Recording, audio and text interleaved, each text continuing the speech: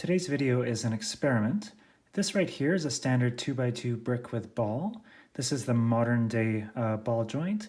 And as you can see, it has 6 holes on the end here. So what I noticed is there's an older part, which is the same part, but it doesn't have the holes.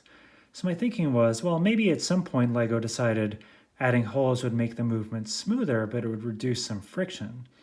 So I've talked a lot about how important friction and tension are when building hip joints on large legomechs. So what I wanted to do is get a bunch of these old parts and test whether they actually make a difference. So let's do that now.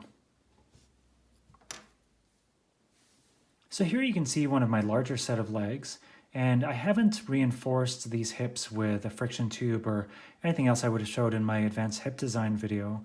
And what you get as a result is a fairly easy to tip lower torso, which is made even worse when you add on, a fairly heavy upper torso. So this mech is using the newer part. This is using the 2x2 brick with holes in the ball. And you can see that as soon as I start to give it a bit of forward motion, it'll eventually just give and collapse. So what I want to do is replace these joints with the joints that don't have the holes in them and see if it makes any kind of difference. So let's do that now.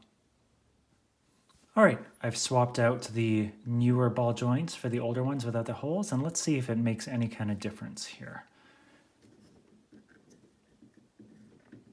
It doesn't feel much different, just manipulating the lower torso. I can still easily move that with my hand. So let's put the upper on and see what happens. Give it a little tip, a little bit more. No, nothing. Well, that's disappointing. I really did think that there would be a friction difference between these two, but it doesn't look like it's meant to be. So this guy here, don't rush out and get all the old ones you can. I did. I think I bought 20 or 30 of these on Bricklink with the expectation it would make a difference, but not to be. Maybe it would make a difference on smaller mechs.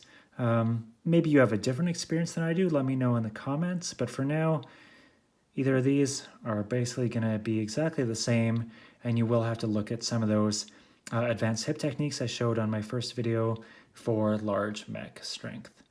Thanks very much for doing this experiment with me. If you like this video, give it a thumbs up, and please be sure to subscribe for notifications of new videos. Thanks, take care.